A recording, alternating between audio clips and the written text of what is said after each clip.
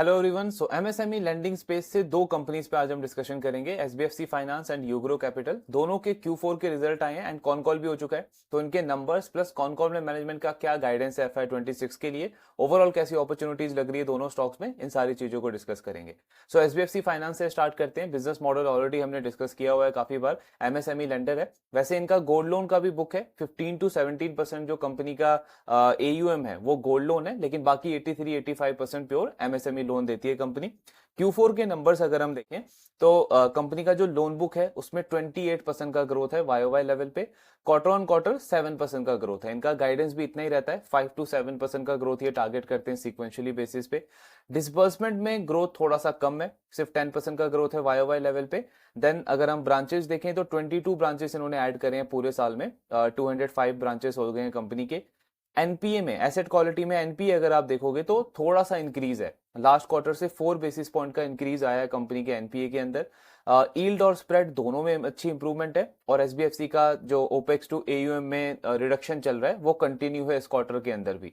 सो इस सेक्टर में SBFC finance and same आप देखोगे हाउसिंग फाइनेंस इंडस्ट्री के अंदर इंडिया शेल्टर, इन दोनों का ये ओपेक्स वाला पार्ट बिल्कुल सेम चल रहा है। दोनों कंपनीज ने इनिशियल ईयर्स में डाइवर्सिफिकेशन पे फोकस किया, ऑलमोस्ट 15, 16, 17 स्टेट्स के अंदर इन्होंने अपने ब्रांचेस वगैरह ओपन करे। अब जैसे जैसे इनका बिजनेस बढ़ता जा रहा है तो वहां पे कंपनी को एक्सपेंस वाले पार्ट पे बेनिफिट मिल रहा है। तो आप देखोगे दोनों का जो पीपीओपी होता है उसमें ऑपरेटिंग लिवरेज मिल रहा है। सो इस कंपनी को भी इस क्वार्टर में आप पैट पे भी देखोगे तो 29% का ग्रोथ है, मतलब थोड़ा सा ऑपरेटिंग लिवरेज मिला है। आरओए कंपनी का 4.5% है, स्टेबल है। एंड आरओई सबसे इंपॉर्टेंट। सो जब से हमने इस कंपनी को ट्रैक करना स्टार्ट किया था 10% के आसपास का इनका आरओई था। मैनेजमेंट ने गाइडेंस दिया कि आरओई कंसिस्टेंटली हमारा इंक्रीज होगा, एंड इस क्वार्टर में 13% का आरओई ये बिजनेस क्रॉस कर चुका है। फुल ईयर में भी प्रॉफिटेबिलिटी में बहुत स्ट्रॉन्ग ग्रोथ है, 46% से पैट ग्रो किया है, जबकि लोन बुक का ग्रोथ 28% है। क्यों? बिकॉज ओपेक्स टू एएम इस कंपनी का जो फर्स्ट 2-3 क्वार्टर्स था उसमें काफी बड़े मार्जिन से इंप्रूव हुआ था, and overall PAT I think 50-60-70% से इंक्रीज हो रहा था। उसी की वजह से फुल ईयर बेसिस में 46% का ग्रोथ है। देन एसबीएफसी का अगर आप मार्केट साइज देखोगे तो यहाँ पे कंपनी टारगेट करती है, ये पूरा एमएसएमई लेंडिंग स्पेस है। आई मीन जैसे हम 5 स्टार को डिस्कस करते हैं तो वो काफी लोअर सेगमेंट में डील करता है, बिलो 5 लाख उसका लोन का टिकट साइज रहता है। एसबीएफसी 5 लाख से 30 लाख के टिकट साइज में प्ले करता है। ये पूरा सेगमेंट 24% पे ग्रो कर रहा है, सो उसका भी एक हेल्प मिल रहा है कंपनी को कि इस ग्रोथ को वो सस्टेन कर पा रही है।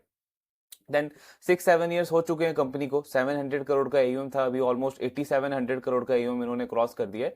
लास्ट 4-5-6 ईयर्स में ग्रोथ काफी कंसिस्टेंट और अच्छी रही है। देन अगर हम एसबीएफसी का एमएसएमई प्रोडक्ट की बात करें तो इसमें 27% की ग्रोथ है FY25 के अंदर। गोल्ड लोन वाला जो बुक है इनका, उसमें मैनेजमेंट ने कॉन कॉल में बताया कि 40% की ग्रोथ है, जिसमें से 25% ग्रोथ आया वैल्यू टर्म्स में, जो गोल्ड की वैल्यू इंक्रीज हुई है, और बाकी का जो 15% है वो वॉल्यूम ग्रोथ आया है कंपनी का। को ओरिजिनेशन इनका 20% है, एंड गाइडेंस भी मैनेजमेंट का इतना ही रहता है कि 20% के आसपास ही इसको रखना है। ये इनका डाइवर्सिफिकेशन है जो हमने डिस्कस किया कि कंपनी ने 16 स्टेट्स और यूटीज में अपनी प्रेजेंस को बना लिया है। अब जो भी ये नया ब्रांच वगैरह ओपन कर रहे हैं वो इन्हीं एग्जिस्टिंग स्टेट्स के अंदर कर रहे हैं। सो क्योंकि मेरा ब्रांड वहां पे बन चुका है ऑलरेडी, एंड जो मेरे पुराने ब्रांचेस है वो मेच्योर हो गए हैं, ब्रेक इवन हो रहे हैं, प्रॉफिटेबिलिटी बढ़ रही है, उसी का एडवांटेज इनको एक्सपेंस वाले पार्ट पे मिल रहा है। देन कस्टमर सेगमेंट में एक और चीज अगर आप ऑब्जर्व करोगे तो 2023 तक एसबीएफसी के जो अबव 700 जो सिविल स्कोर होता है उन कस्टमर से 82% एयूएम आता था। आज के टाइम पे ये नंबर बढ़ के 87% हो गया। क्यों? बिकॉज जैसे 1-2 साल में मैक्रो लेवल पे जो चीजें चेंज हुई है, हर एक लेंडर ने अपना जो क्रेडिट फिल्टरेशन है उसको स्ट्रॉन्ग किया है, स्ट्रिक्ट किया है। तो डेफिनेटली बेटर क्वालिटी कस्टमर्स की तरफ इन्होंने भी फोकस किया है, जिससे इनका ये वाला जो पार्ट है 87% हो गया है of total AUM. Lastly asset quality वाला अगर हम स्लाइड देखें तो ग्रॉस एनपीए तो इंक्रीज हुआ ही है कंपनी का, प्लस ये जो 1+ डीपीडी है इसमें भी काफी बड़ा इंक्रीज देखने को मिला है। 6.52% था ये लास्ट क्वार्टर में, 7.09% हो गया। 1+ डीपीडी का मतलब क्या हुआ कि 31 to 60 डेज, यानी वो कस्टमर जिन्होंने 2 ईएमआईज मिस कर दी है। एंड कलेक्शन एफिशिएंसी में भी हमको माइनर सा ड्रॉप देखने को मिला है, 97.88% था, 97.74% है। सो ये पूरा रिजल्ट वाला पार्ट था एसबीएफसी का। नंबर्स अगर हम देखें तो काइंड ऑफ ठीक है, ग्रोथ का नंबर अच्छा है। ग्रोथ में भी एक इंपॉर्टेंट फैक्टर है कि ये कंपनी कुछ टाइम पहले तक 35-37% से ग्रो करती थी, और अब हम देख रहे हैं कि कंसिस्टेंटली ग्रोथ रेट घटा है कंपनी का। गाइडेंस हालांकि इनका उस टाइम पे भी 5-7% का ही था क्वार्टर ऑन क्वार्टर, लेकिन उस टाइम पे एग्जीक्यूशन काफी ज्यादा था। लास्ट क्वार्टर में 30% का ग्रोथ आया, एंड अभी ग्रोथ घट के 28% के आसपास हो गया। मतलब अब जो इनका एग्जैक्ट गाइडेंस है उसी के इनलाइन कंपनी परफॉर्म कर रहा है। दूसरा जो कंसर्न है, जो थोड़ा सा ज्यादा सीरियस कंसर्न लगता है, वो है एसेट क्वालिटी वाला पार्ट। ग्रॉस एनपीए आपका बढ़ा है, लेकिन साथ में 30+ डीपीडी भी इंक्रीज हुआ है। बिकॉज अगर आपके वो बकेट्स इंक्रीज होते हैं तो आगे चल के वही एनपीए में कन्वर्ट होते हैं, और फिर आपको ऑफकोर्स उसके अकॉर्डिंग प्रोविजन बढ़ाना पड़ता है, जिसका हिट आपके पीएनएल के ऊपर आता है। तो अभी कॉन कॉल में डिस्कस करते हैं कि मैनेजमेंट ने क्या इसके ऊपर रैशनल दिया है, एंड FY26 के लिए ओवरऑल गाइडेंस कैसा है कंपनी का। तो सबसे पहले इनके जो एमडी एंड सीईओ हैं असीम ध्रुव, एक्चुअली वो इंडस्ट्री की बहुत अच्छी इंसाइट शेयर करते हैं। लास्ट ईयर भी हमने इसी के अराउंड जब कॉन कॉल डिस्कस किया था एसबीएफसी का, सो प्रोबेबली ये इनकी मैनेजमेंट पहली थी जिन्होंने इंडस्ट्री में जो इश्यूज आने वाले थे उसको हाईलाइट किया था। बहुत अच्छी ग्रोथ थी उस टाइम तक पूरे लैंडिंग इंडस्ट्री के अंदर, बट इन्होंने हाईलाइट किया था कि जैसा ग्रोथ आप कंपनीज के लोन बुक में देख रहे हो, प्रॉफिटेबिलिटी में देख रहे हो, ग्राउंड लेवल पे चीजें उतनी अच्छी नहीं है, बिकॉज काफी सारे कस्टमर्स हैं जिनके कैश फ्लो पे इंपैक्ट पड़ रहा है। और एज ए रिजल्ट हमने 1-2 क्वार्टर के अंदर देखा ऑलमोस्ट सारे लेंडर्स की एसेट क्वालिटी खराब हुई, एनपीए बढ़ा, प्रॉफिट में हिट आया। कई ऐसे मिड साइज बैंक है जो अपने एसेट क्वालिटी को पहले बेस्ट इन क्लास बोलते थे, बट सडनली उनका भी एनपीए बढ़ने लग गया। अभी 1-2 क्वार्टर पहले जब वापस हमने इनके कॉन कॉल को डिस्कस किया था, अगेन इन्हीं की मैनेजमेंट ने एक बहुत अच्छी इंसाइट्स दी थी कि जैसे उस टाइम पे बहुत एक्सट्रीम ऑप्टिमिज्म था, हम देख रहे हैं कि अभी इंडस्ट्री के अंदर एक्सट्रीम पेसिमिज्म है, बट एक्चुअली में ग्राउंड पे चीजें बहुत इंप्रूव होती हुई दिख रही है। जिन कस्टमर्स के कैश फ्लो पे इंपैक्ट था वो एक शॉर्ट टर्म इंपैक्ट था, एंड काफी सारे कस्टमर्स अब धीरे धीरे इंप्रूवमेंट उनके उनके कैश फ्लो में आ रहा है, और आगे चल के चीजें बेटर हो सकती है। सेम आप देखोगे लास्ट 1-2 क्वार्टर में सारे लैंडर्स के कलेक्शन एफिशिएंसी के नंबर इंप्रूव होते हुए दिखे हैं। जो इंक्रीमेंटल फ्लो है एनपीए का उसमें भी इंप्रूवमेंट दिखा है। तो इनसाइट्स एक्चुअली ये काफी अच्छी शेयर करते हैं इंडस्ट्री की। अभी भी सबसे पहले गाइडेंस की बात करते हैं कि मैनेजमेंट ने FY26 का गाइडेंस क्या दिया है। सो ग्रोथ को लेकर के गाइडेंस इन्होंने बिल्कुल सेम रखा है, 5-7% का growth quarter on quarter level पे। देन कंपनी का कहना है कि जो कॉस्ट ऑफ बोरिंग वाला जो पार्ट है, जो रेट कट्स हो रहे हैं आपके इस पूरे FY26 के अंदर, हम उसमें कोई भी इंप्रूवमेंट एक्सपेक्ट नहीं कर रहे हैं। मतलब गाइडेंस में हम कंसीडर नहीं कर रहे हैं, अगर कोई भी इंप्रूवमेंट आता है हमारे कॉस्ट ऑफ बोरिंग में तो उसको हम एज अ बोनस लेंगे। उसका रीजन ये है कि 2022 में जो इंटरेस्ट रेट साइकिल था, जो इंटरेस्ट रेट इंक्रीज हुए थे, वो काफी तेजी से हुए थे, तो इनको जो बेनिफिट मिला था कॉस्ट ऑफ बोरिंग और यील्ड वगैरह के अंदर, वो भी इमीडिएटली देखने को मिला था। मैनेजमेंट का कहना है इस बार आप जो रेट रिडक्शन वाला जो साइकिल देख रहे हो वो काफी स्लो है, एंड प्लस एक्सटर्नल एनवायरनमेंट में भी बैंक्स में डिपॉजिट का वॉर चल रहा है। सो जब तक बैंकों का जो MCLR है उसमें इंप्रूवमेंट नहीं आएगा, तब तक बैंक ये जो बेनिफिट है वो NBFCs को पास ऑन नहीं करेगा। तो एक ग्रेजुअल इंप्रूवमेंट देखने को मिल सकती है, लेकिन इमीडिएटली इंप्रूवमेंट नहीं आएगा हमारे कॉस्ट ऑफ बोरिंग में, और जो थोड़ा बहुत इंप्रूवमेंट आएगा भी वो may be second half of FY26 के अंदर आएगा। तो उसको इन्होंने गाइडेंस के अंदर कंसिडर नहीं किया है, बट कोई भी इंप्रूवमेंट आएगा तो कंपनी उसको एज अ बोनस लेगी। लेकिन at the same time company कह रही है कि हम कोई रेट कट जो है वो कस्टमर को भी पास ऑन नहीं करेंगे जब तक हमारे कॉस्ट ऑफ बोरिंग में इंप्रूवमेंट नहीं होगा। तो इसका मतलब क्या है कि स्प्रेड जो करंट लेवल पे है कंपनी का, या तो ऑलमोस्ट उतना ही रहेगा या ये आगे चल के इंप्रूव हो सकता है, क्योंकि अगर पिछला 1-1.5 साल अगर आप देखोगे तो ऑलमोस्ट हर एक लेंडर का स्प्रेड जो है वो नेगेटिव हुआ है। आई थिंक एक इंडिया शेल्टर है जिसका स्प्रेड मेंटेन रहा है 6% के आसपास, अदरवाइज सारे लेंडर्स का स्प्रेड देखा है हमने कि हिट हुआ है, चाहे वो बैंक है या एनबीएफसी है। बट एसबीएफसी फाइनेंस का स्प्रेड एक्चुअली में इंप्रूव हुआ है, 5-10 बेसिस पॉइंट का इंप्रूवमेंट देखने को मिला है। तो मैनेजमेंट कह रहा है उस पार्ट पे हम कॉन्फिडेंट है कि even though cost of borrowing हमारा कम नहीं होगा, लेकिन स्प्रेड को हम रिड्यूस नहीं होने देंगे करंट लेवल से, या तो ये यहां से इंप्रूव होगा या इस लेवल पे इसको हम मेंटेन करके चलेंगे। सो ये इनका गाइडेंस है। देन तीसरा जो इन्होंने गाइडेंस दिया है क्रेडिट कॉस्ट के ऊपर, थोड़ा सा नेगेटिव गाइडेंस है, बिकॉज क्रेडिट कॉस्ट का नंबर इन्होंने इंक्रीज किया है FY26 के लिए। 1% का क्रेडिट कॉस्ट कंपनी एक्सपेक्ट कर रही है इस फाइनेंशियल ईयर के अंदर। FY25 में इनका गाइडेंस था 80 बेसिस पॉइंट से 1% के बीच में, इस बार इनका कहना है कि 1% रहेगा, 10 बेसिस पॉइंट प्लस माइनस हो सकता है। अब एक्चुअली में अगर आप इनका जो क्रेडिट कॉस्ट है FY25 का वो 0.97% है। मतलब जितना इन्होंने इस साल किया है ऑलमोस्ट उतना ही कंपनी एक्सपेक्ट कर रहा है FY26 के अंदर भी। लेकिन हाँ, गाइडेड रेंज थोड़ा सा बढ़ा दिया है, पहले लोअर एंड पे था, अब थोड़ा सा हायर एंड पे कंपनी एक्सपेक्ट कर रही है। लेकिन आई डोंट थिंक कि इससे पीएनएल में कोई बहुत बड़ा इंपैक्ट पड़ेगा, क्योंकि एग्जैक्ट यही नंबर इन्होंने FY25 के अंदर भी किया है। बाकी जो इनके चीजें हैं, जैसे को ओरिजिनेशन 20% ही बैंक एक्सपेक्ट कर रहा है, गोल्ड लोन का टोटल एलोकेशन यही 15 to 17% के बीच में ही रहेगा। सो ये सारी चीजें कंपनी ने मेंटेन रखी है। देन नेक्स्ट पार्ट आता है कि मैनेजमेंट थोड़ा सा कॉशियस क्यों है अपने गाइडेंस को लेकर के या अपने कमेंट्री को लेकर के। तो इनका कहना है कि अगर आप लास्ट कुछ ईयर्स देखोगे हमारी इकोनॉमी में या ग्लोबली, तो हर एक साल हमने कोई नया इवेंट फेस किया है। कोविड आया आपका, देन कोविड के बाद आपका इन्फ्लेशन का प्रॉब्लम स्टार्ट हुआ, देन वॉर स्टार्ट हुआ, सप्लाई चेन का प्रॉब्लम आया, अभी टैरिफ वॉर चल रहा है। तो कंपनी का कहना है कि हर एक साल किसी ना किसी नए इवेंट ने इंडस्ट्री को डायरेक्टली या इनडायरेक्टली इंपैक्ट किया है। तो अपने बिजनेस मॉडल को लेकर के हम कॉन्फिडेंट है, जो इस इंडस्ट्री में स्कोप है, अपॉर्चुनिटी है ग्रोथ का, उसको लेकर के हम कॉन्फिडेंट है कि हम ग्रो कर सकते हैं। But at the same time हमें हमें और पूरी इंडस्ट्री को कोई नए इवेंट के लिए भी प्रिपेयर रहना चाहिए, जिस तरीके की ग्लोबल मैक्रो सिनेरियो हम देख रहे हैं। तो उसी को देखते हुए हमारा जो व्यू है वो कॉशियसली ऑप्टिमिस्टिक है।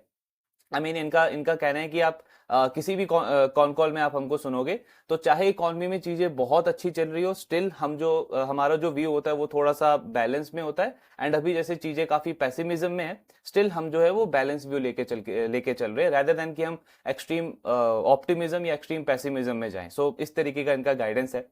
देन एसेट क्वालिटी में जो थोड़ा सा हमने अपटिक देखा है, ग्रॉस एनपीए क्यों इंक्रीज हुआ है कंपनी का, डीपीडी के नंबर क्यों इंक्रीज हुए हैं, तो उसका रीजन इन्होंने बताया कर्नाटका का जो ऑर्डिनेंस आया उनकी गवर्नमेंट की तरफ से, वो मेन रीजन है। और एक्चुअली में आप बहुत सारे लैंडर्स को देखोगे कि उसकी वजह से उनकी कलेक्शन एफिशिएंसी के नंबर डिप हुए हैं। क्रेडिट एक्सेस ग्रामीण का जो बिजनेस अपडेट आया था Q4 का, उसमें भी उनका कलेक्शन एफिशिएंसी का नंबर कम हुआ था कर्नाटका की वजह से। सेम काफी सारे बैंक्स ने भी इस चीज को रिपोर्ट किया है। सो कंपनी कह रही है कि उसकी वजह से हमारा डीपीडी नंबर बढ़ा है। बट पॉजिटिव चीज ये है कि जो इंक्रीमेंटल फ्लो है उसको कंपनी ने कंट्रोल किया है। जैसे फरवरी का जो नंबर है वो जनवरी से बेटर है, मार्च का जो नंबर है वो फरवरी से बेटर है। तो इंक्रीमेंटली चीजें वहां पे अच्छी हो रही है। इसी के लिए मैनेजमेंट कॉन्फिडेंट है कि आने वाले मंथ्स में, क्वार्टर्स में कोई ज्यादा नेगेटिव इंपैक्ट नहीं आएगा। इस नंबर को कंपनी यहाँ पे कंटेन कर लेगी और फुल ईयर बेसिस पे जो क्रेडिट कॉस्ट है वो ये 1% के आसपास ही रहेगा।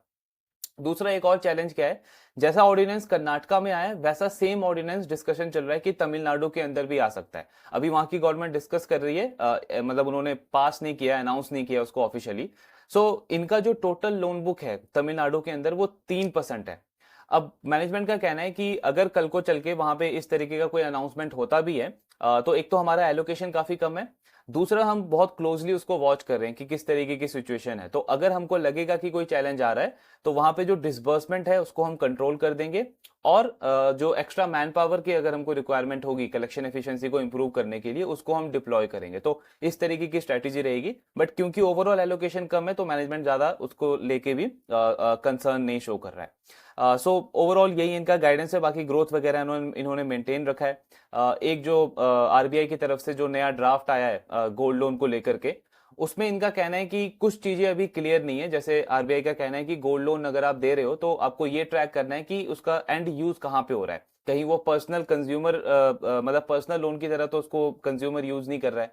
सो इनका कहना है कि मोस्टली हमारे जो गोल्ड लोन्स हैं वो बिजनेस पर्पस के लिए यूज होते हैं, बिकॉज उसका टिकट साइज ज्यादा है। 1.10 लाख से लेकर के 1.20-30 लाख का इनका एवरेज टिकट साइज है गोल्ड लोन का। तो कंपनी कह रही है कि अनलाइक माइक्रो फाइनेंस जहां पे 50-60,000 का एवरेज टिकट साइज होता है, हमारा टिकट साइज काफी ज्यादा है। सो हमारा जो मोस्टली गोल्ड लोन जाता है वो बिजनेस पर्पस के लिए जाता है। दूसरा जो ये ट्रैकिंग करना भी होगा इसका एंड यूज हमको ट्रैक करना है, तो अभी आरबीआई की तरफ से क्लियर नहीं है कि किस पर्टिकुलर टिकट साइज के लिए करना है या फिर पूरे पूरे गोल्ड लोन वाले बुक के लिए करना है। तो अगर तो सिर्फ किसी पर्टिकुलर टिकट साइज के लिए करना होगा तो हमारा जो कॉस्ट बढ़ेगा इसकी वजह से वो बहुत माइनर सा बढ़ेगा।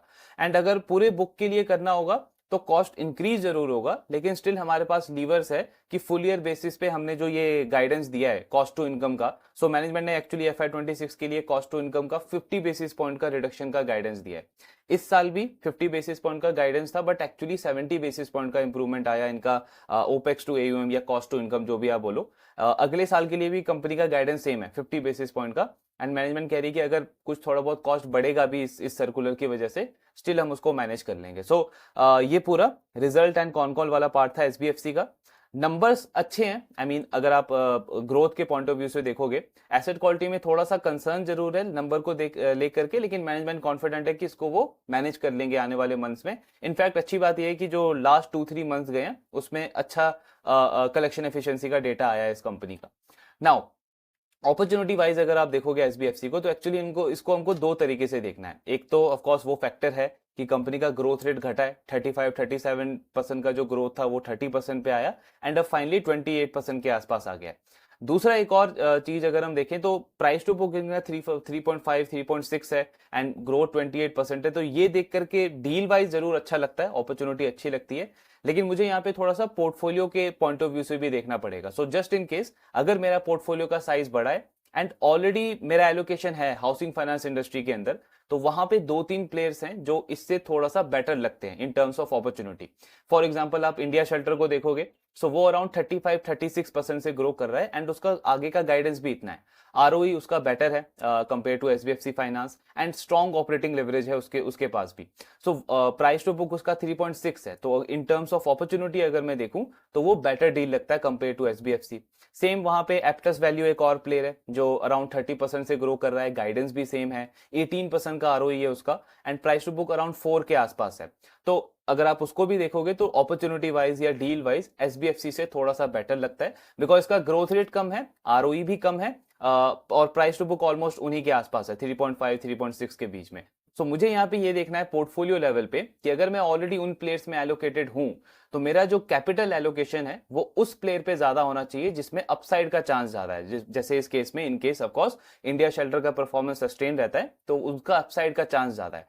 SBFC अपॉर्चुनिटी वाइज अच्छा है, बट मुझे वहां पे कैपिटल एलोकेशन देख करके चलना है कि मैं किस सेक्टर में कहां पे एलोकेशन ले रहा हूं, और ओवरऑल अपॉर्चुनिटी का चांस या अपसाइड का चांस कहां पे ज्यादा है। बाकी बिजनेस वाइज तो चीजें ठीक है, मैनेजमेंट का गाइडेंस वगैरह भी ठीक है, एसेट क्वालिटी में कोई ऐसा सीरियस प्रॉब्लम है नहीं। नाउ दूसरे प्लेयर पे फोकस करते हैं, यूग्रो कैपिटल। सो यूग्रो कैपिटल का जो बिजनेस मॉडल है वो थोड़ा सा डाइवर्सिफाइड है compare to SBFC finance. I mean company बहुत अलग अलग प्रोडक्ट्स में डिफरेंट डिफरेंट टिकट साइजेस में प्ले करती है। सो इनका अगर आप Q4 का रिजल्ट देखोगे, तो कंपनी का जो लोन बुक है 33% से ग्रो हुआ है, 12,000 करोड़ का लोन बुक कंपनी ने क्रॉस कर दिया है। डिसबर्समेंट में काफी सॉलिड ग्रोथ रही है 57% की। देन ऑफ बुक वाला जो इनका पार्ट है, मतलब को लेंडिंग वाला जो पार्ट है, वो 45% से कम होकर के 42% हो गया है। इसका रीजन बताया मैनेजमेंट ने कि आई मीन अक्टूबर नवंबर 2023 से RBI ने जो थोड़ी सी स्ट्रिक्टनेस रखी है लेंडिंग इंडस्ट्री को लेकर के, जैसे इन्होंने पहले बैंक के लिए कैपिटल इंक्रीज कर दिया 25% से अगर वो NBFC को लोन दे रहे हैं, प्लस अगर आप कंज्यूमर लोन दे रहे हो तो उसके लिए भी आपका जो रिस्क वेट है उसको भी 125% कर दिया। सो इनका कहना है कि ये सारे स्टेप्स के बाद में बहुत सारे हमारे जो को लेंडिंग पार्टनर्स हैं उन्होंने थोड़ा सा इंटरेस्ट अपना कम दिखाया को लेंडिंग में, इसीलिए इनका को लेंडिंग वाला पार्ट 45 से 42% आ गया। लेकिन अच्छी चीज ये है कि लास्ट 3-4 मंथ्स में जो RBI ने वो सारे स्ट्रिक्टनेस को रिमूव किया है, तो अब वापस से को लेंडिंग का इंटरेस्ट आ रहा है और कंपनी कह रही है कि अभी अच्छा ग्रोथ देखने को मिलेगा इसमें। देन इनका नेट टोटल इनकम, मतलब NII वाला पार्ट आप कह सकते हो, इसमें रिडक्शन है, ऑलमोस्ट 3% का रिडक्शन है। सो बेसिकली इनका फाइनेंस कॉस्ट इंक्रीज हुआ है जिसकी वजह से इसमें नेगेटिव ग्रोथ देखने को मिला है। देन ये इनका PBT है, प्री टैक्स प्रॉफिट, इसमें सिर्फ 2% की ग्रोथ है, बट पैट का नंबर अगर आप देखोगे तो 24% का ग्रोथ दिखता है। सो बेसिकली इस कंपनी को टैक्स एक्सपेंस में एडवांटेज मिला है। लास्ट ईयर इनका जो टैक्स था अराउंड 42-43% था, इस साल इस फोर्थ क्वार्टर में जो टैक्स है वो 28-29% है। सो टैक्स में एडवांटेज मिला है कंपनी को, इस वजह से पैट में हमको 24% का ग्रोथ देखने को मिल रहा है। अदरवाइज मेन जो प्रॉफिटेबिलिटी है वो सिर्फ 2% से इंक्रीज करी है कंपनी की, यानी कॉस्ट वगैरह या मार्जिन वगैरह पे काफी प्रेशर रहा है कंपनी के पूरे FY25 के अंदर। उसका एक रीजन आपको कॉस्ट टू इनकम में भी दिखेगा कि वो इंक्रीज हुआ है पूरे साल में, एंड ROA ROE के नंबर भी नीचे आए हैं कंपनी के लिए। देन ये यूग्रो का प्रोडक्ट बास्केट है। सो एक तो इनका ये प्राइम प्रोडक्ट है जिसमें कंपनी सिक्योर बिजनेस लोन भी देती है और अनसिक्योर बिजनेस लोन भी देती है। Unsecure business loan I think 30% है टोटल लोन बुक का। दूसरा जो आज के टाइम पे यूग्रो का मेन फोकस है वो है इस वाले प्रोडक्ट पे, इमर्जिंग मार्केट। तो बेसिकली ये इमर्जिंग मार्केट पहले माइक्रो लैप या माइक्रो मॉर्गेज करके एक प्रोडक्ट होता था इस कंपनी का, लेकिन जैसा लास्ट 1-1.5 साल में माइक्रो फाइनेंस इंडस्ट्री में जो पेन आया है, सो क्योंकि मार्केट को और इंडस्ट्री को इस तरीके का परसेप्शन ना जाए कि ये कंपनी भी माइक्रो फाइनेंस में लोन देती है, तो कंपनी ने उस प्रोडक्ट का नाम चेंज करके इमर्जिंग मार्केट वाला प्रोडक्ट कर दिया। ये एक्चुअली सिक्योर्ड प्रोडक्ट है, अनसिक्योर्ड नहीं है। इसमें आपका company tier 3, tier 4, tier 5 market में यानी सेमी रूरल मार्केट के अंदर जो कस्टमर का खुद का रेजिडेंशियल प्रॉपर्टी है या कमर्शियल प्रॉपर्टी है उसके अगेंस्ट में लोन प्रोवाइड करती है। सो इसमें यील्ड काफी अच्छा है, 19% का यील्ड है। सिक्योर लोन है लेकिन स्टिल कंपनी को 19% का यील्ड मिलता है। इसीलिए यूग्रो लास्ट 1-1.5 साल में इस पर्टिकुलर प्रोडक्ट पे बहुत ज्यादा फोकस कर रहा है। इसके अलावा कंपनी का ग्रीन एसेट फाइनेंसिंग है, जो आपका सोलर रूफटॉप आप लगाते हो उसके लिए फाइनेंसिंग प्रोवाइड करती है कंपनी। फिर बाकी आपका डिजिटल फिनटेक को लेंडिंग वाला पार्ट है कंपनी का। तो इमर्जिंग मार्केट में आप एक्सपेंशन देखोगे 67% से इन्होंने ब्रांच एक्सपेंशन किया है लास्ट 1 साल में। एंड यही मेन रीजन है कि कंपनी का एक्सपेंस वाला पार्ट जो है वो काफी एलिवेटेड लेवल पे रहा है। सो 127 से 212 ब्रांचेस इन्होंने करे हैं पिछले 1 साल के अंदर। एंड उसका इंपैक्ट हमको ग्रोथ में भी दिखता है। कंपनी का लोन बुक इस प्रोडक्ट में डबल से भी ज्यादा हो गया है लास्ट 1 साल के अंदर। और ये लोन बुक लास्ट ईयर सिर्फ 13% कॉन्ट्रीब्यूट करता था, अब इसका कॉन्ट्रीब्यूशन 22% के आसपास है। देन कलेक्शन एफिशिएंसी अगर हम यूग्रो का देखते हैं तो एसबीएफसी से ऑफकोर्स कम है, काफी कम है, 96% का कलेक्शन एफिशिएंसी है। एंड इस क्वार्टर में और डिप हुआ है, 95% के आसपास आया है। एज अ रिजल्ट इनका भी ग्रॉस एनपीए इंक्रीज हुआ है। सो ये पहले 2% के रेंज में होता था, देन 1-2 क्वार्टर पहले 2.1% हुआ। इस क्वार्टर में 20 बेसिस पॉइंट का इंक्रीज है, 2.3% का ग्रॉस एनपीए कंपनी का। एंड क्रेडिट कॉस्ट वगैरह भी कंपनी के इंक्रीज हुए हैं। प्रॉफिटेबिलिटी ऑलरेडी हमने डिस्कस कर ली है कंपनी की। सो ये पूरा रिजल्ट था यूग्रो कैपिटल का। नंबर्स अगर आप देखोगे तो यूग्रो के मिक्स काइंड ऑफ नंबर्स है, मतलब लोन बुक में ग्रोथ जरूर अच्छा है, लेकिन जो इनका इनकम वाला पार्ट है, प्रॉफिटेबिलिटी वाला पार्ट है, प्लस एसेट क्वालिटी का पार्ट है, दोनों में थोड़ा सा इंक्रीज देखने को मिला है, इंपैक्ट देखने को मिला है। सो इनका कौन कॉल डिस्कस करते हैं, मैनेजमेंट का कैसा गाइडेंस है FY26 के लिए। तो सबसे पहले मैनेजमेंट का कहना है कि अच्छी चीज इंडस्ट्री के लिए ये है कि लास्ट 1-1.5 साल में पब्लिक मार्केट, मतलब जो स्टॉक मार्केट है, उसका जो नेगेटिव व्यू था लेंडिंग बिजनेसेस के लिए, वो अब धीरे धीरे चेंज हो रहा है, क्योंकि आरबीआई ने काफी सारे रिस्ट्रिक्शंस जो लगाए थे, चाहे वो कैपिटल हो, एनबीएफसीज के लिए कंज्यूमर लोन हो, आईआईएफएल के गोल्ड लोन पे बैन लगाया था, फिर 4-5 एनबीएफसीज के ऊपर बैन लगाया था। सो वो सारी रिस्ट्रिक्शंस जो है आरबीआई ने वो स्टेप बाय स्टेप करके अब ईज ऑफ कर दिए। एंड अब धीरे धीरे परसेप्शन पॉजिटिव होता जा रहा है। हमारा जो मेन बिजनेस है एमएसएमई फाइनेंसिंग का, उसमें डिमांड बहुत अच्छी है। एंड एक बहुत अच्छा ग्रोथ फाइनेंशियल ईयर देख रहे हैं हम FY26 के अंदर। देन गाइडेंस की अगर हम बात करें तो इन्होंने नंबर टर्म्स में एग्जैक्ट गाइडेंस नहीं दिया है कि कितना ग्रोथ ये टारगेट कर रहे हैं। अलग अलग प्रोडक्ट का इन्होंने प्रोडक्ट वाइज अपना एक्सपेंशन प्लान बताया है। बट एक चीज अगर आप देखोगे तो कंपनी का जो सिक्योर्ड प्रोडक्ट है, सिक्योर्ड बिजनेस लोन, उसमें ये 20% का ग्रोथ टारगेट कर रहे हैं FY26 के अंदर। लेकिन जो अनसिक्योर्ड बिजनेस लोन है वो इनके टोटल लोन बुक में 30% कॉन्ट्रीब्यूट करता है। और कंपनी का कहना है कि इसका जो कंट्रीब्यूशन है उसको हम 30%, मतलब इस बुक को हम 30% डी ग्रो करेंगे FY26 के अंदर। बट इसमें इसके अपोजिट जो इनका ये इमर्जिंग मार्केट वाला प्रोडक्ट है, जिसमें कंपनी ने बहुत रैपिड एक्सपेंशन किया है इस फाइनेंशियल ईयर के अंदर, ये कंपनी कंटिन्यू रखेगी FY26 के अंदर भी। सो लगभग 400 के आसपास ये ब्रांचेस टारगेट कर रहे हैं by the end of March 2026। तो मतलब 400 ब्रांचेस हो जाएंगे और एयूएम वगैरह में भी काफी अच्छा ग्रोथ ही एक्सपेक्ट कर रहे हैं। तो जो डी ग्रोथ आएगा इनके अनसिक्योर्ड बिजनेस लोन में, उसको ये कंपनसेट करेंगे इस इमर्जिंग मार्केट वाले प्रोडक्ट से। मतलब ओवरऑल अगर आप ग्रोथ देखोगे तो या तो वो ये 30% के आसपास ही रहेगा या इससे थोड़ा सा ग्रोथ घट सकता है, क्योंकि जो 30% प्रोडक्ट है आपका अनसिक्योर्ड बिजनेस लोन, उसको आप 30% से डी ग्रो करने को देख रहे हो FY26 के अंदर। सो ये इनका ग्रोथ को लेकर के प्लान है। दूसरा, कंपनी ने क्रेडिट कॉस्ट का गाइडेंस थोड़ा सा अच्छा दिया है। इनका कहना है क्रेडिट कॉस्ट हमारा FY25 के कंपैरिजन में बेटर होगा, अच्छा होगा, लेकिन एनपीए का नंबर बढ़ेगा। सो एनपीए इसलिए बढ़ेगा बिकॉज जब आप ये आपकी जो बुक जो है वो मेच्योर होती जा रही है, तो ऑफकोर्स आपका एनपीए का नंबर वहां पे इंक्रीज होगा, लेकिन उसके कंपैरिजन में क्रेडिट कॉस्ट इंप्रूव होगा, बिकॉज इनका जो अनसिक्योर्ड बिजनेस लोन है उसका कंट्रीब्यूशन घट जाएगा, 30% से घट जाएगा FY26 के अंदर। सो अनसिक्योर्ड बिजनेस लोन के अगेंस्ट में जब आप प्रोविजन करते हो एनपीए के लिए, तो आपको ज्यादा प्रोवाइड करना पड़ता है बिकॉज आपके पास कोई कोलैटरल नहीं है। लेकिन ये जो इमर्जिंग मार्केट प्रोडक्ट है इनका इसके अगेंस्ट में ऑफकोर्स कस्टमर का आपके पास में प्रॉपर्टी वगैरह है जिसको आप आगे लिक्विडेट कर सकते हो। तो आपको जो प्रोविजन की रिक्वायरमेंट होती है वो काफी कम होती है in comparison to unsecured loan. Plus इनका जो एलटीवी भी आप देखोगे, लोन टू वैल्यू रेशियो, वो भी 55 to 60% के रेंज में है। सो इसलिए मैनेजमेंट का कहना है कि एनपीए जरूर हमारा बढ़ेगा, बढ़ सकता है FY26 के अंदर, लेकिन ओवरऑल क्रेडिट कॉस्ट जो है उसमें इंप्रूवमेंट देखने को मिलेगा इन कंपैरिजन टू FY25। तो ये एक पॉजिटिव गाइडेंस है। देन इसके बाद आरओए का ये कंपनी पहले पीपीटी के अंदर ही एक गाइडेंस देती थी लास्ट ईयर तक, जब हमने इसको डिस्कस करना स्टार्ट किया था। सो तब इनका टारगेट था कि 4% का आरओए हम लेके जाएंगे, जो अभी 2.5% के आसपास है इन नेक्स्ट 4 to 6 क्वार्टर्स। अभी एक साल पूरा हो चुका है, 4 क्वार्टर चले गए हैं एंड एक्चुअली आरओए कंपनी का डिप हो गया। सो बेसिकली इन्होंने स्ट्रेटेजी वगैरह चेंज करी है, बिजनेस का प्लान थोड़ा सा चेंज किया है, इमर्जिंग मार्केट पे फोकस शिफ्ट किया है। इन सारी चीजों की वजह से आरओए का नंबर डिप हुआ है कंपनी का। अब इनको एक्चुअली पूछा भी गया कि आरओए पे आपका क्या व्यू है, गाइडेंस देना आपने बंद कर दिया है। सो मैनेजमेंट का कहना है कि आरओए वाले पार्ट पे हम थोड़ा सा डिले हुए हैं एंड अभी 4% का आरओए बिल्कुल हम टारगेट कर रहे हैं, लेकिन उसके लिए 6 to 8 क्वार्टर्स का टाइम लगेगा। मतलब प्रोबेबली FY27 FY28 तक कंपनी का जो आरओए का नंबर है वो 4% तक जाने का चांस है।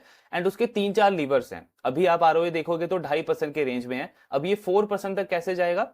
तो सबसे पहले कंपनी कह रही है कि हमारा 75 से 100 बेसिस पॉइंट का इंप्रूवमेंट आएगा यील्ड के अंदर because of emerging market product, क्योंकि इमर्जिंग मार्केट प्रोडक्ट का कंट्रीब्यूशन इंक्रीज होता जाएगा। अभी 22% है, कंपनी कह रही है FY26 में इसका कंट्रीब्यूशन 30 to 35% तक हो जाएगा। तो इसका कंट्रीब्यूशन बढ़ेगा और यील्ड ऑलरेडी बेटर है, इसमें 19% का यील्ड है। सो ओवरऑल यहां से हमारा 75 to 100 बेसिस पॉइंट का इंप्रूवमेंट आएगा। देन कंपनी का कहना है कि ओपेक्स टू AUM, सो अभी ऑलरेडी इन्होंने 100 के आसपास ब्रांचेस ऐड करे हैं FY25 में। अगले साल में भी कंपनी काफी रैपिड एक्सपेंशन करेगी, बट जैसे जैसे ये ब्रांच वगैरह मैच्योर होंगे, 9 से 12 मंथ्स का इनका ब्रेक इवन रहता है हर एक ब्रांच का, तो कंपनी कह रही है उसका पर ब्रांच प्रॉफिटेबिलिटी बढ़ेगा। सो वहां से 50 बेसिस पॉइंट का इंप्रूवमेंट अगेन आएगा, जैसे SBFC का भी आ रहा है वैसे आगे चल के इनका भी आएगा, लेकिन एक साल का टाइम है उसमें मिनिमम। तो आपका 50 बेसिस पॉइंट वहां से इंप्रूवमेंट आएगा। तीसरा पार्ट, कंपनी 50 बेसिस पॉइंट का इंप्रूवमेंट एक्सपेक्ट कर रही है अपने कॉस्ट ऑफ बोरोइंग के अंदर। तो अभी अगर आप यूग्रो कैपिटल का कॉस्ट ऑफ बोरोइंग देखोगे 10.6% के आसपास है। ऑफ कोर्स 5 स्टार से या SBFC फाइनेंस से बहुत ज्यादा है बिकॉज उतनी स्ट्रॉन्ग प्रॉफिटेबिलिटी भी नहीं रही है, आरओई का नंबर भी काफी लो है कंपनी का, बट सिक्योर्ड बुक है और आगे चल के पूरा सिक्योर करने का इनका टारगेट है और प्रॉफिटेबिलिटी भी इंक्रीज होगी। तो कंपनी कह रही है कि कॉस्ट ऑफ बोरोइंग में भी मिनिमम 50 बेसिस पॉइंट का हमको इंप्रूवमेंट आएगा। सो 100 बेसिस पॉइंट आपका यील्ड से आएगा, 50 बेसिस पॉइंट आपका कॉस्ट में रिडक्शन होगा और 50 बेसिस पॉइंट आपका कॉस्ट ऑफ बोरिंग में इंप्रूवमेंट आएगा। तो ओवरऑल जो इंप्रूवमेंट है वो 2% हो गया। तो 2.5% का आरओए मिला, मेरा ऑलमोस्ट 4.5% हो गया। बट क्योंकि आगे चल के बुक आपकी मेच्योर होगी, अभी तो 2-3 साल पुरानी बुक है, लेकिन जैसे जैसे आपका बुक मेच्योर होगा आपका एनपीए बढ़ेगा, आपका क्रेडिट कॉस्ट भी थोड़ा सा इंक्रीज होगा। सो कंपनी का कहना है कि 50 बेसिस पॉइंट का रिडक्शन होगा बिकॉज ऑफ क्रेडिट कॉस्ट। तो ओवरऑल जो हमारा आरओए है वो 4% तक जाएगा इन 3-4 लीवर्स की वजह से, लेकिन इसमें 6 to 8 क्वार्टर्स का टाइम लगेगा मिनिमम, यानी मोस्ट लाइकली FY28 तक कंपनी का जो आरओए है वो 4% के अराउंड जाएगा। देन इनका कर्नाटका में तो इतना बड़ा एलोकेशन नहीं है, सो करंटली इतना बड़ा रिस्क देखने को नहीं मिला है, लेकिन तमिलनाडु में जो ऑर्डिनेंस का डिस्कशन चल रहा है पास होने का, सो उसमें इनके काफी ज्यादा ब्रांचेस है, आई थिंक 40 के आसपास ब्रांचेस है कंपनी के तमिलनाडु के अंदर, बहुत बड़ा एलोकेशन है। सो उसमें इनकी मैनेजमेंट का कहना है कि एक तो ये जो रेगुलेशन अगर आएगा भी वहां पे, तो ये जो अनरेगुलेटेड एंटिटीज हैं, जो वहां पे लोकल साहूकार फाइनेंशियल्स वगैरह होते हैं, उनके लिए ये नेगेटिव है। हम रेगुलेटेड एंटिटी हैं तो हम पे डायरेक्ट इंपैक्ट इसका नहीं पड़ेगा ऑफकोर्स, प्लस हमारे पास आरबीआई की तरफ से वो सारफेसी एक्ट भी है। सो इन केस मतलब वो हमको अनेबल करता है कि कोई भी अगर एनपीए होता है तो जो प्रॉपर्टी है कस्टमर का उसको हम लिक्विडेट करके अपना रिकवरी कर सकते हैं। लेकिन ये चीज जरूर है कि परसेप्शन की वजह से कोलैटरल डैमेज होगा थोड़ा सा, मतलब इनिशियली थोड़ा बहुत प्रॉब्लम आ सकता है। सो कंपनी कह रही है कि अभी हम थोड़ा सा वेट एंड वॉच वाले मोड में है, एक बार वहां पे ये एग्जीक्यूशन पास हो जाए, बट स्टिल हम अपने पार्ट पे कॉन्फिडेंट है कि कोई मेजर इंपैक्ट नहीं आएगा। हमारे पास में लीवर्स हैं जिसको यूज करके हम उसको मैनेज कर सकते हैं, क्योंकि ये वैसे भी अनरेगुलेटेड एंटिटीज के लिए और हम एक रेगुलेटेड एंटिटी है आरबीआई की तरफ से, तो ये इतना ज्यादा इंपैक्ट एक्सपेक्ट नहीं कर रहे हैं उसकी वजह से। लास्टली आरबीआई का जो एक नया ड्राफ्ट आया है को लेंडिंग को लेकर के, सो इनका कहना है ये एक्चुअली बहुत पॉजिटिव है इस इंडस्ट्री के लिए, बिकॉज जो आपका एफएलडीजी मतलब फर्स्ट लॉस डिफॉल्ट गारंटी जो फिनटेक के साथ में पहले था, अब वो एक तरीके से बैंक और एनबीएफसी में का भी अगर को लेंडिंग होगा उसमें भी मैंडेटरी है। सो कंपनी का कहना है कि ये बैंक्स को मोटिवेट करेगा और ज्यादा पार्टिसिपेट करने के लिए को लेंडिंग के अंदर। मतलब अभी तक बैंक्स काफी सारे एप्लीकेशन रिजेक्ट कर देता था, लेकिन अब बैंक बहुत खुल के पार्टिसिपेट करेगा, बिकॉज जो क्रेडिट कॉस्ट का रिस्क है वो एनबीएफसी भी शेयर करेगा, तो उससे उनको कॉन्फिडेंस आएगा और बैंक्स ऑफ कोर्स यूज करना चाहेगा एनबीएफसी की प्रेजेंस को जहां पे बैंक की प्रेजेंस नहीं है। दूसरा पॉइंट इनका कहना है कि इससे हमारा कॉस्ट ऑफ बोरिंग भी कम हो सकता है, बिकॉज बैंक को जो पहले रिस्क होता था कि मैं ज्यादा क्रेडिट रिस्क ले रहा हूं, सो अब वो क्योंकि शेयर हो रहा है तो उसका बेनिफिट हमको कॉस्ट ऑफ बोरिंग के अंदर भी देखने को मिल सकता है। तो कंपनी का कहना है कि जो को लेंडिंग वाला पार्ट है वो हमारा मानना है अगले कुछ टाइम में यहाँ से 2-3 टाइम ग्रो कर सकता है पूरे इंडस्ट्री के अंदर। सो ये काफी अच्छा स्टेप है आरबीआई की तरफ से। बाकी यही सारे गाइडेंस इन्होंने रखे हैं FY26 के लिए। सबसे बड़ा पार्ट तो ये है कि इनका कॉस्ट टू इनकम अगर आप देखोगे तो वो FY26 में भी एलिवेटेड ही रहेगा, बिकॉज बहुत रैपिड एक्सपेंशन कर रहे हैं ये अपने इमर्जिंग मार्केट वाले प्रोडक्ट का। तो इन टर्म्स ऑफ अपॉर्चुनिटी की अगर हम बात करें, I mean price to book जरूर दिखता है कि इनका बुक वैल्यू से कम है, सो मार्जिन ऑफ सेफ्टी जरूर है, लेकिन अपसाइड का चांस इतना ज्यादा नहीं लगता नियर फ्यूचर में, बिकॉज प्रॉफिटेबिलिटी पे प्रेशर रहेगा। ये भी देखना होगा कि तमिलनाडु में अगर ऑर्डिनेंस पास होता है तो क्या इनकी कलेक्शन एफिशिएंसी और डिप करती है, एसेट क्वालिटी में कोई ज्यादा बड़ा प्रॉब्लम आता है। सो ये सारी चीजें देखनी रहेंगी। In comparison to SBFC, of course SBFC बहुत बेटर डील लगता है और बिजनेस वाइज भी एसबीएफसी काफी अच्छा कर रहा है। बस एक हमको वही एलोकेशन पॉइंट ऑफ व्यू से देखना है कि in case of housing finance industry में मैं एलोकेटेड हूं तो मेरा एलोकेशन कहां पे ज्यादा बेटर होना चाहिए, अपसाइड का चांस कहां पे ज्यादा है। यूग्रो में आई मीन आप थोड़ा सा वैल्यू प्ले जरूर बोल सकते हो, मुझे लगता नहीं कि यहां से ज्यादा डाउनसाइड है इस परफॉर्मेंस के साथ में, लेकिन at the same time upside का भी चांस इतना ज्यादा लगता नहीं है नियर फ्यूचर में, अनटिल इनकी प्रॉफिटेबिलिटी में बहुत बड़ा इंप्रूवमेंट नहीं आता। आई मीन वो नियर फ्यूचर में तो लग नहीं रहा है, FY27 में जाके इनका प्रॉफिटेबिलिटी ग्रो कर सकता है अच्छे पेस से, तो वहां पे एक अच्छा अपसाइड हम देख सकते हैं। आरओए का जर्नी भी जो इन्होंने दिया है 4% का, उसमें भी अभी काफी टाइम लगेगा। बाकी ट्रैकिंग तो इसका कंटिन्यू रखेंगे। आपके जो डाउट्स है शेयर करते रहिए। Thank you very much.